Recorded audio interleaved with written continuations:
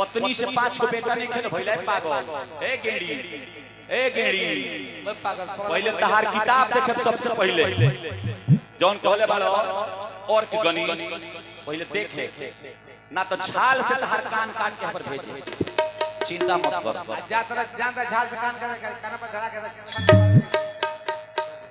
अन्नाते में जौन देखे के हो तो हम ए महाराज 1 मिनट हो बहुत नलवाला बचा रहा। अच्छा दिल्ली नया घर है तो हम कहता नहीं हम सारा घर लग चले समझ हार कहां घूमत फिरी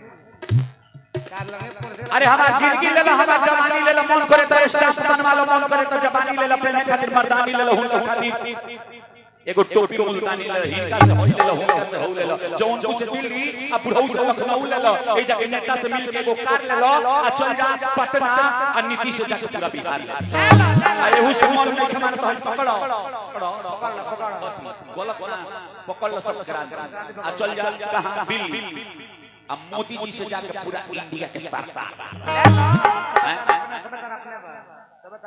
सरकार ले लो आ काहे के पंजाब काहे के महाराष्ट्र काहे के यूपी आ काहे के बिहार ले लो आ देश खातिर लड़े के बानू तो हई बाजा वाला के बड़का हथियार ले लो। हाय हाय मारी हथियार तोरो काम में हथियार ले लो तोरो काम ऐसे विचार करी ताई 2 मिनट समय बचल बा ऐसे इतने कहे कि बड़ा मां जब मर ले चढ़ली जवानी में जय हो अब काहे रोवा तारू बैठ के चुल्हानी में हर चुल्हानी में गम गम गम करे धनी धनी गम गम करे रे गम धनी करे हई एगो पागल बेहुदा सारे कम पता नहीं जे अपन संस्कार भुला गेल अपना माई बाप के तो बुझाते नहीं के कहां से आइल कौन एरिया संगीत के उत्पत्ति सारे गम पधनी सा इतने में संगीत की उत्पत्ति बनी ऐसे ऐसे एकरे कमी नहीं खाता सारे कम पधनी तोरा बस के बात कि परमा जमर ले बाडू चढ़ली जवानी में चढ़ली जवानी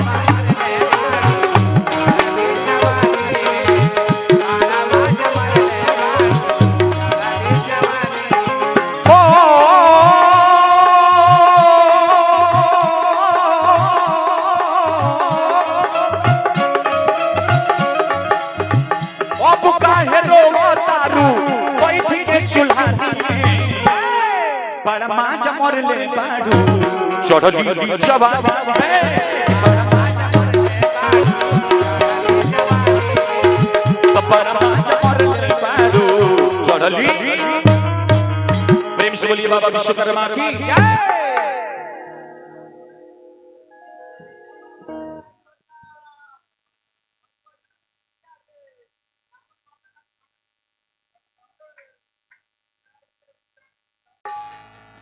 हेने ताको ए पड़े ताक के बैठ गोरिया देले बालो तो सुने के पड़ी इतना सुनान तारा के खदर जाई गेड़ी ध्यान देतनी कंठ सूख गइल बा एकर चेहरा देखे के राई तू बोललो बोले के भाव होके के चाहिए कंठ सूख गइल बा एकर चेहरा देखे के राई टूअर खानी सरवा बैठल बाटे गाल कर का मुकाबला करी है इस संगीत में मेहरारू के हाथे रोज बिताला आज सभा में आइल बा बड़ा चलाक है दुल्ही ने करे के भरमावे इनकर भरोसा कहियो ना राखस रोज गाहक नया फसावे चुटकी मारत राह चलेली जर्दा पान चबावेली सिगरेट सलाई राखस चोली में धक धक धुआं उड़ावेली गाना गाना घर बताओ तनी यहां के नौतन चौक पर इनका नानी के एगो पान के दुकान बा ओकरे बगल में एगो सेठ के मकान बा आ मौसी पकड़ाई लेकर छपरा बाजार में 9 महीना के बाद पढ़ले रहनी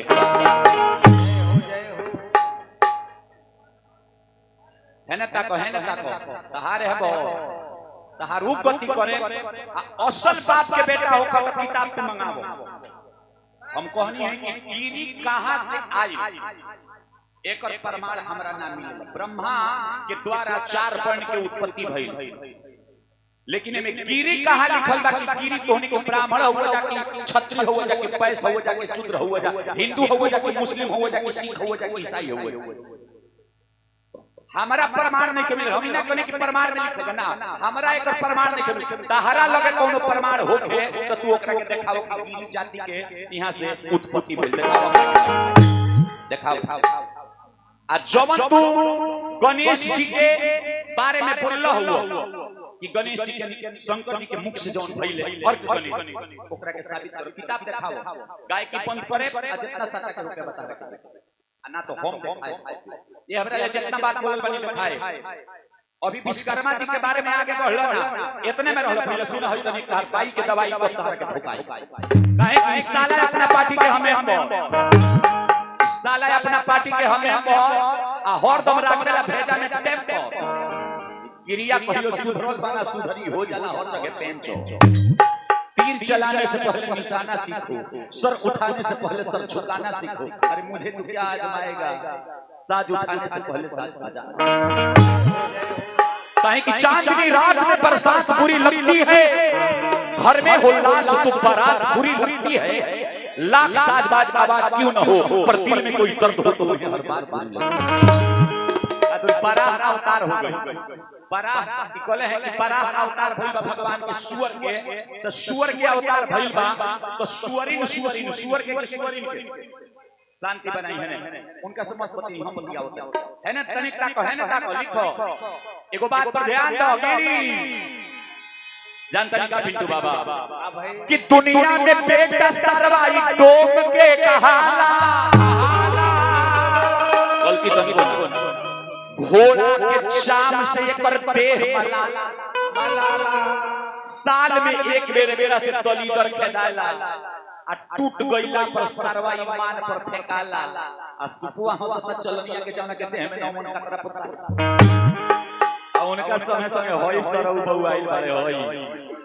होई ताली बजाओ करे आय ए हमर केकर तू तिलक चढ़ई होई का समय तोहर को झर तनी रुक आय लेकिन विचार रौरा राउरता अरे का बात है ना तनी जानता नहीं का कि काहे हमसे करेला तकरार बबुआ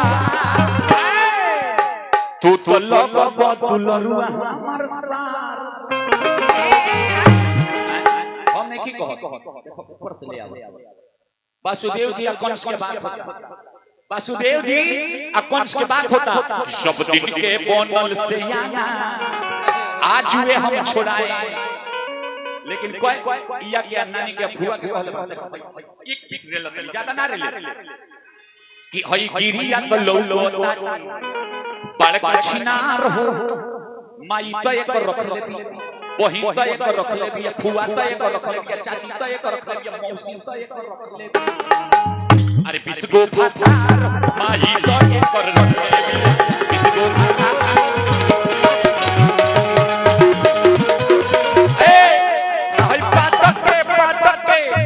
बहिन तो एक रख ले इसको भातार हो बहिन तो एक रख ले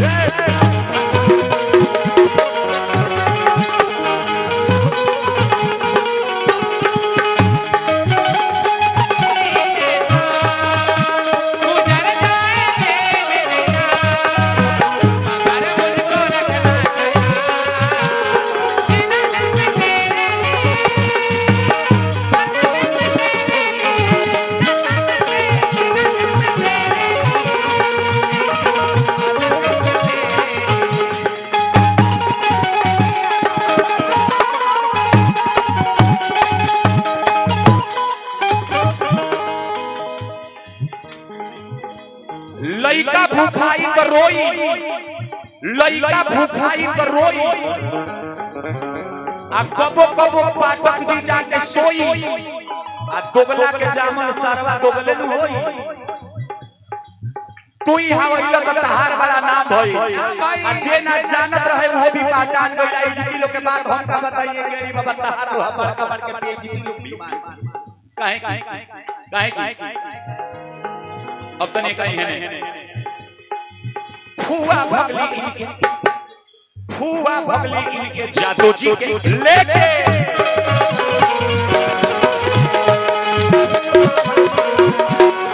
जेपी जादू के बात कर रहे जेपी जादू से गाड़ी करो जना हो के प्रोग्राम में कथा के मार हो के संगीत के मार हो के वेद के मार हो के जितना किताब हम पढ़ती उतना किताब जेपी जादू पढ़ता जेपी जादू का खूबी जेपी जादू के में लग गई जितने किताब हमारा गाड़ी में उतने किताब जेपी के गाड़ी सीखे के मिले हमर उनको एक ही कलाकार था छपरा सिवान गोपालगंज सुखनंदन जादू कहियो 8 बजे से पहले जेपी के हमारे प्रोग्राम को कहीं सुनले पड़ना का तारा के केहू करे जेपी जादू के बात करता सुखनंदन जादू तू एगो कलाकार हुए ना रही तो नहीं सुनना चनिया ए जादू जी के बात करता जादू जी के बात ई या भागल इनका जादू जी के माई को विश्व को वो ही तो बात कर रखले विश्व को है तारा बाई के दवाई आए गिरी ओए भकोचा नाल वाला भचर भचर बोलता रहा जान था तू का बात तू बात काहे की सीधा लात मारे में भच धना लेता पसंद बिक देबो भच भचा कर दे विश्वकर्मा जी के बात होत रहलो विश्वकर्मा जी के गुरु के नाम पूछले बानी ई चल गइले विश्वकर्मेश्वर लिंग के उत्पत्ति कइले ओकरा बाद में अइले तक का भइल तहर बाप बताई है के बताई हई एगो लइका बड़ा बोलता हई आई ढोलकिया जनतनी का एगो बात कहे के बा बोलल खराब ना होवे ज्यादा बोले के ना हौसल खराब ना होवे ज्यादा हौसल के ना बोलले से शिशुपाल के गर्दन कटा गई शिशुपाल ही बड़ा बक जब कन्हैया जी के अग्नि पूजा के बाद भइल हम जगह से मारे तो शिशुपाल बड़ा बक बक कन्हैया जी के लगले गरियावे भीष्म की द्रोण की कहनी काहे गरियावे कन्हैया जी कहनी कि देले बानी बचन हमको एकरा माई के आ सब गलती के बाद में मारे चक्कर चलाई के ये तना भागा है ई जन्मल तो एकरा 4 गो आंख रहे 4 गो हाथ रहे 3 गो आंख रहे गोदी में धराए लागल ऊपर से आकाशवाणी भइल कि जितना गोदी में धइला से शिशुपाल की एगो आंख आ 2 गो हाथ कट के गिर जाई ओकरे मरला शिशुपाल ओकरे मरला से मरी सबका गोदी में धराए लागल जैसे हमरा गोदी में धराई तले एक आंख का 2 गो हाथ कट के गिर उनका माई जो रही शिशुपाल के कन्हैया जी के फुआ रही फुआ महादेवी से जन्मल पौले ऊपर पिता कम घोष तारा बस के बात के महाभारत कइबो ए मौगा कहीं का का नाल वाला भगवत का के चढ़ान वाला भगवत हो गयो इनका मलकिनी के बाद रुपया समझ में बाई निकलल भाई समझ में कसाई निकलल कांच कुमार जान के गिरी बाबा बियाह कइले लेकिन बाद में पता चलल तो 7 लड़का के माई निकलल वो खानदानी होवे तू खानदानी होवे अब बोलहावत ऐसा कौन ना रिश्ता बा हो अब बताई कहत रहे इनकर बाबूजी पहनोई होवे आ कितना भागा बाकी माई के गरियावत अपने सुने लोगन के तरह जन्मौली इनकर माई बताई कितना जे बहिन के नाची है जे नानी के नाची है जे अपना खानदान के नाची है आ कहत रहे बोका हम बोका अरे लोगों के देबो ए बाबा तू धोखा ए बोका बोका एगो ऐसा जाति है जो केहू के नाची हला उ बोका तू अरे बा उ केहू के नाची हला केहू के नाची हला तारा के आ मुंह बनल जात चोखा ए बोका बनल जात चोखा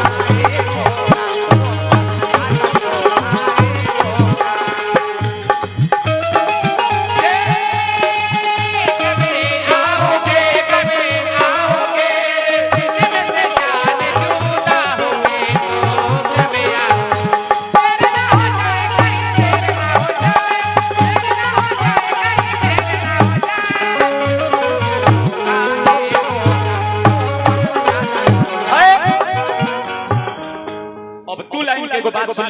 सुनाए कथा होई लेकिन कथो में इनके रेले में ना रेले ये ऐसा ना भागा बाड़े इनके बियाह हो गया बियाह लगे पड़ पिंटू बाबा के हमरा के बोलो देखो अब बक्सा तन तारा के लेकिन एहू में रेले पिंटू बाबा के हमरा के बोलो कहले कि केहू के बियाह करा दे जाओ आओ आओ सब तो गौवा के लोग काट देता हो हम कहन की पट्टी पट्टार बुलावो हित ताही के बुलावो केहू की यहां जाए पट्टा भइले हमरा से तू बात में आ जा हमनी गइनी बरतुहार हो गई पूछल लोग कहां ले पढ़ले बानी कहत रे GGMP बाबा हम कहनी को गिरी बाबू पागल आ गइल भाई कौन डिग्री हो हम पूछनी कि कौन डिग्री हो तो कहत रे खींच खांच के मई बाबा बड़ा हल्ला रहे कि लइका बड़ा पढ़ल बा बियाह कर गइले बियाह लेके घर के दुल्हन के लेके ससुराली में हल्ला बड़ा लइका पढ़ल कहले कि कौन उपाय करे कि मौगियो जान जाए कि मौका बड़ा पढ़ल जय हो जय जानतन का कइले केधरो से घूम के आवत रहे कहत रहे ओ माय डियर मौलवी संभाना पढ़ल सोचली कि रे इतना बड़ा का बाबा जे केधरो से घूम के आवत त हमरा के माई अरे लइकाइए में माई मर गई रहली केहू के इनकर पिकअप पढ़ेला केने से घूम के oh my dear come here oh my dear come here 6 महीना के बाद मैं घर चल गई उनके माई की कहन हाल चाल सास ससुर सबे ठीक बबुआ के हाल कहो उन्नतिया के हाल पूछ पे मत कर तू इतना बड़का आचार बहुत बा इतना बड़का केनरो से घूम के आओ तो हमरा के माई को दिन भर में 20 ले माई को इतना बड़ पातर बाड़े खिचड़िए के दिन लाई लेके भोर हो चतर ससुर ओ जे छुए करे हां जैसे जाके बुढ़ियो छाछ लगाओ तो सवेरे तले कहता प्रणाम मामा जी बीपी सीधे चल गई तो पर की दादा ये हवे बेटिया के माई कहले बुढ़ियो छाछ उठा के जब फुटत तारी कहता प्लीज अम्मा जी प्लीज बुढ़ियो सफा ना पढ़ रही बोली कि आई दादा अरे हमरा घरे आके जब हमरा के पीली कहता तो जरूर हमरा बेटिया के माई कहत ओहे हाली के तारा के पैरासिटामोल खिया के पागल बना रही पटको के का हो नान वाला फिर में पड़ल बड़ा नान वाला छुदर मार कर ले में ओ छुदर मार तो आई ऐसे आई विचार आगे ता लगवा तो अब पकइबो तो विश्वकर्मा जी के बारे में एक कथा छोड़ गुरु के नाम ना बताओले अभी हनुमान जी वाला कथा ले बाने ना बताओले लेकिन अब विश्वकर्मा बाबा गइले त कहां विश्वकर्मा बाबा आके आ इलांचल नगरी में रहले अपन विवाह कइले उनकर विवाह भइल कृति से केकरा से कृति से जब कृति से विवाह भइल तले देवता लोग के आ दानव लोग के युद्ध हो गइल जब दानव देवता से युद्ध भइल तो भोलेनाथ महादेव जी दानव ओर से लड़े देखि कथा बैठ भइल बैठी लोगन कथन बैठी लोगन बैठ कथे में रेले कथे में भाषा में कर कथा में माथा बस इनका बस की कथा नहीं हम कथा सुन प्रेम से ऐसे आई महाराज जब देवता लोग में दानव लोग में युद्ध होता तो जाना तानी क्या होता भोलेनाथ लड़े लगनी के ग्राह उड़ से आ तो दानव लोग के उड़ से आ भोलेनाथ कहनी कि कौन वीर है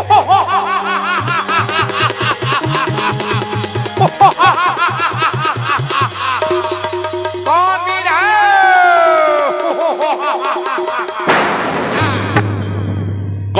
आज तो हर हमारा से बाची ना परानवा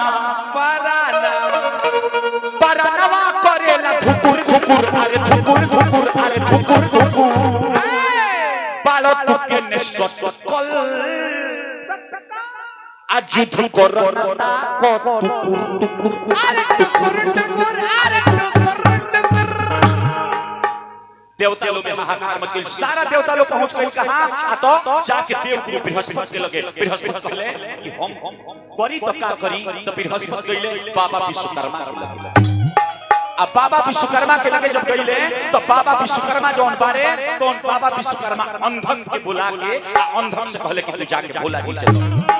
अंधक जब गइले अंधक से युद्ध होखे लागल भाव लागल कि भागी के जान बचाओ देवी देवता को हराओ भागी के जान बचाओ जिनकी ने पहला बड़ी पाप पाप अरे पाप मदद करे खातिर नाही होई है तार बाप मदद करे खातिर नाही होई है तार बाप मदद करे खातिर तले भोलेनाथ उठौनी त्रिशूल चला देनी अंधक होत दूर पर जाके गिर गई। जब अंधक गिरले भोलेनाथ कर के उठाओ पारान नहीं खेका रे कीते हूं भागवत पारान नहीं खेका कीते हूं भागवत।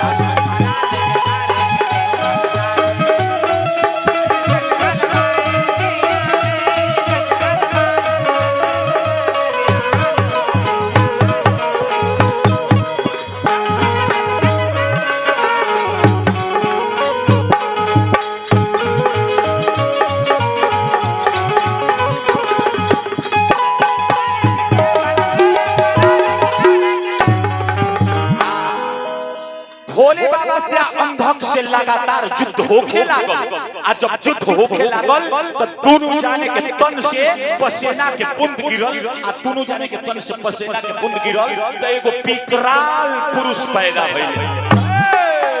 विकराल पुरुष पैदा भइले। जब विकराल पुरुष पैदा भइले भोले बाबा कहले कि है तोरा ना जोर के ठेकान बाना पेटना के ठेकान बाना तोरा बाप के ठेकान बाना तोरा माई के ठेकान बा। इतना फटर फटर बोलो तेरे पहले मुझे निकाल गया तो सुनी कहानी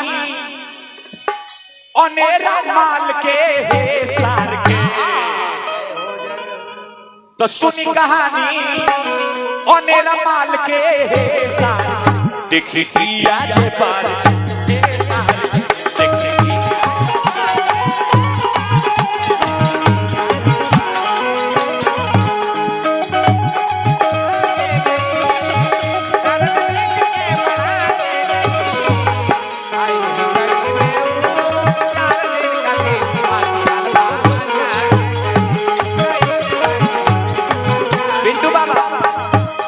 बाकी हल्फा मचा के गई। ये गीत बड़ा हिट कइले बा जान तरीका बड़ी पुरान गीत हो कि ना दहेज में सामान चा रौरा विश्वकर्मा के बारे में बोलनी हो। विश्वकर्मा के अवतार के बारे में बोलनी है कि स्वयं बाबा विश्वकर्मा प्रकट हुए। पैसा ले ली महाराज अनिल जी बानी के अच्छा पीछे चलिए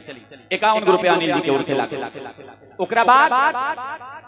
परशस्त्री बृहस्पति के जौन पहिन रही प्रभास ऋषि के विवाह भइल ओकरा से एगो विश्वकर्मा जी के अवतार।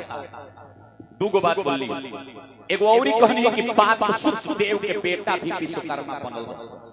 अब रौरा कौन कथा बोले विश्वकर्मा के 5 को मुख के बारे में बताऊनी हो घरवा में कुछ हुरल बा इतना खींचे में हो। अरे भाई वो लोग तारा में ना समाइल हो मुख के काटल 3 आदमी काटल 3 गो प्रमाण मिले ओकर बाद इनकर मुंह बंद हो गइल बुझले हैं जब रेलाए सबसे पहले मुख के काटल सुनी मैया आज शक्ति शक्ति भवानी कहने का जाता नहीं है बैठो मंच पर बैठो ना तो अरे अपना मन के मुर्गी बने अपना मन चालू आ तहरा खानी प्यास छिले हमनी की आलू गेड़ी बाबा यह पर जायम तहरा घर में झंडा गाड़ के इज्जत उतार के ना आज जायम तहरा घर में झंडा गाड़ के इज्जत उतार के आज जायम तहरा घर में झंडा गाड़ के इज्जत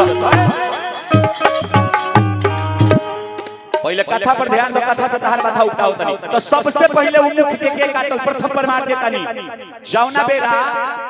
मैया सती भवानी के कहला पर भोलेनाथ के कहला पर बाबा विश्वकर्मा आके आ सोना के लंका नगरी के निर्माण कइली। जब सोना के लंका नगरी के निर्माण कइली आ रावण के पिता विश्वकर्मा जी आ माई केकसी आई लो जब अइला के बाद में दक्षिणा में उस सोना के लंका मांग ले सोना के लंका मांग ले हल्लो ओकर अधिकार विश्वकर्मा जी भइले आ जब रावण ऊपर अधिपति भइले ओ लंका नगरी पर त बाबा विश्वकर्मा कहले कि एगो हमार जो मुख बा 5वां मुख तौना में हमरा प्रभाव बा कि ये सोना के लंका नगरी के जरा इस सोना के लंका नगरी के जरा दे। तो जब रावण सुनले कि विश्वकर्मा के बनावल इ नगरी होई है आ एकरा के विश्वकर्मा जरा दी है तो ओही बेरा रावण जौन बाटे तौन चंद्रहास खड़क से 5वां मुख जौन बाटे तारा बस के बात दूसरका के काटल दूसरका प्रमाण मिलला इहो बताए तीसरका इहो बताए लेकिन तू खाली अपना मुंह से बोले ले बड़ो। अभी तो हनुमान जी वाला तू का सवाल तारा पर चढ़ल और खाली फुदुर फुदुर कैला से होई फुदुर कइला से ना आई तारा लगवा हई एगो लइका बा हई टुअरा ई कहता जे बाबा पाल खइले बा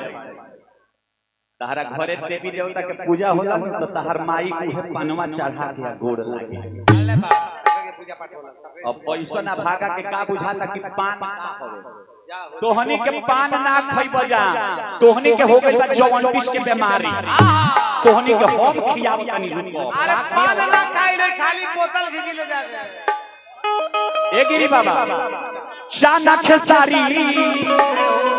सतुआ मिल के अरे खालील के खालील के ओ जर्सी वाला नीला खा तार जोन की छोड़ा होता है बेची कि चाना खेसारी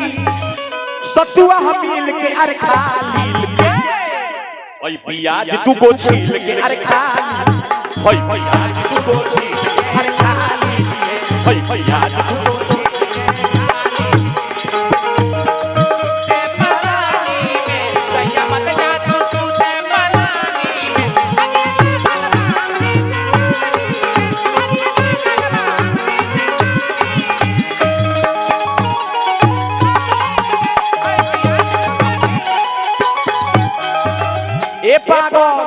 अरे खल होई मुरई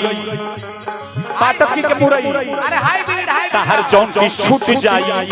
पियर बटनवा तहर गोर होई जाई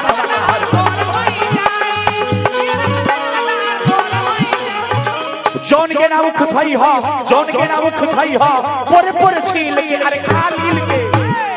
ओई प्याज तू को छील के अरे खालील के ओई प्याज तू को छील के अरे खालील प्याज तू को है प्रेम से बोलिए बाबा विश्वकर्मा की आइयो बाबा विश्वकर्मा की अगला कहानी हम सुनावतनी जोन तू कहला हुआ कि बस से उनकर माई रही परशस्त्री अब परशस्त्री से जब प्रभास ऋषि के विवाह भइल कहवा विवाह भइल सुन पहले एक बेरिया जंगल में प्रभास ऋषि घूमत रहले अरे परशस्त्री के नजर पड़ल तो मनवा में चिंता समझले प्रभास ऋषि जंगल में शिकार करत रहले 8वां पशु के नाम है प्रभास प्रभास नामक पशु जेकरा के थौ पशु भी कहल जाला प्रभास नामक पशु घूमत रहले आ रास्ता में बृहस्पति के बहिन परशस्त्री से जब भेंट भइल तो जानत हरी महाराज दोनों जाने में नैनाचार भइल कि नेहिया बाजार में बिकाए वाला ना खोजला से कतहु ही भेटाए वाला ना इन्हिया बाजार में बिकाए वाला ना तो दोनों जाने से नैनाचार भइल अब गंधर्व विवाह विवाह 8 प्रकार के होला कई प्रकार के 8 प्रकार के तो विवाह होला मंगल गीत माई बहिलो अपना घर के गावेला अपना घर के माई बहिलो मंगल गीत गावेला उठाओ दे वाला गैया के गोबरे मंगलम भगवान विष्णु मंगलम भगवत मंगलम बोंडी काचाय मंगलाय तनहरि सर्वे मंगल मंगले शिवे सर्वार्थ साधिके शरण्ये गौरी नारायण नमस्तुते या देवी सर्वे भूतेषु विद्या संस्थिता नमस्तस्यै नमस्तस्यै नमस्तस्यै नमः कर्पूर गौरं गौणावतारं संसार सारं भुजगेन्द्रहारं सदा वदन्तं हृदयविन्दे भवं भवामि सहितं नमामि नीलाभुजं श्यामल कोमलाभं सीता समार्पितमगं हे पंडित जी रुको तारा मंत्र के चिंता लागल बा हमरा गणेश पूजाई के चिंता लागल नवा ठकुराई ने फोन लेके धर आई केरा ले केरा और केरा दिखाओ तर हमरा डेरा चलो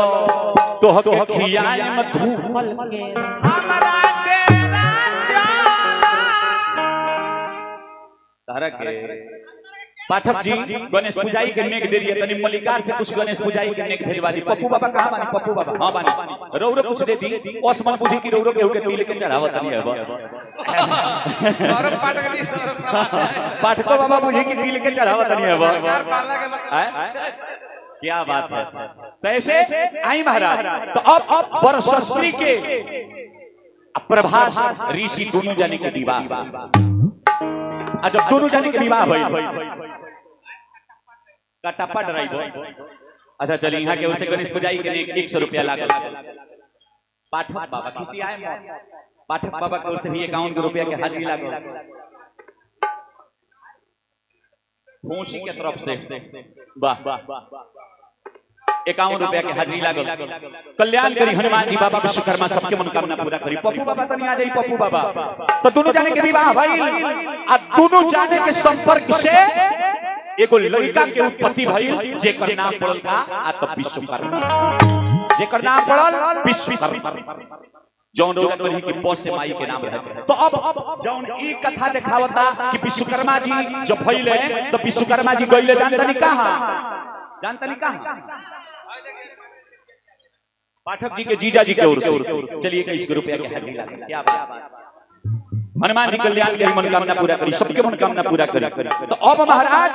बाबा जौन बारे विश्वकर्मा तो अपना गुरु जी के आश्रम में शिक्षा ग्रहण करे गए। गोपी यादव जी 100 रुपया। क्या बात है। गणेश पूजाई के निक लगौने। हनुमान जी कल्याण करी मनोकामना पूरा करी सबके मनोकामना पूरा करी। तो अब महाराज बाबा विश्वकर्मा कहां चल गइले? तो अपना गुरु जी के आश्रम में। वो गुरु के नाम का रहे कि नहीं बाबा? ध्यान दियो। जौना गुरु के आश्रम में विश्वकर्मा बाबा पढ़े गइले गुरु के नाम का रहे। तो जब गुरु के आश्रम में पढ़े गइले आ जब निपुण हो गइले तो एक दिन जानतानी गुरु पत्नी माता जी कहली बाबा से जानतानी का कहली? गुरु पत्नी माता जी कहली कि हमरा खातिर एगो सुंदर तू चोली के निर्माण कर। आ गुरु जी कहले कि पर्णशाला कष्टशाला ई सब तू हमरा खातिर बनावो। गुरु के पुत्र कहले कि हमरा खातिर खनाऊ बनावो जौन खनाऊ पानी पर भी चलल जाए तो डूबे ना, हम पानी में ना डूबे ऐसा खनाऊ तू बनावो। आ गुरु के पुत्री जौन बारी उ कहली कि हमरा खातिर तू को सोना के कर्णफूल बनावो। ई तू को सोना के कर्णफूल बनावो। जहां तहरा दिक्कत बुझाई किताब पलटवा के देखा दे, लेकिन तहरा से पर देख एम गेली बाबा। पाठक जी के जीजा जी अनिल यादव। क्या बात है। 51 रुपया के हाजिरी लगौने। हनुमान जी कल्याण करी। ए बाबा खिसियाई मत तन को रउरा। जब गिरी बाबा के रउरा एथी बनल बानी कथी बनल बानी। चली बाबा विश्वकर्मा सबके कल्याण करी। पप्पू बाबा की ओर से भी 101 रुपया के हाजिरी। गणेश पूजाई के निक लागल। विश्वकर्मा बाबा कल्याण करी मनोकामना पूरा करी। तो अब महाराज तो बोले गुरु जी बचनिया एक बेरिया। बोले गुरु जी बचनिया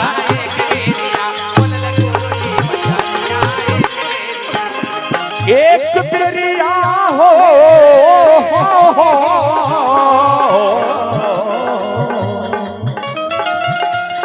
एक बेरिया रे भैया एक बेरिया। तो बोले गुरु जी बचनिया एक बेरिया। बोले गुरु जी बचनिया एक बेरिया। बोले गुरु जी बचनिया एक कहले कि तू सुंदर ई सब चीज के निर्माण करो जे तहरा के जवन चीज अरहावल हो। समय सीमा एक समय समाप्त होता। प्रेम से बोलिए बाबा विश्वकर्मा की।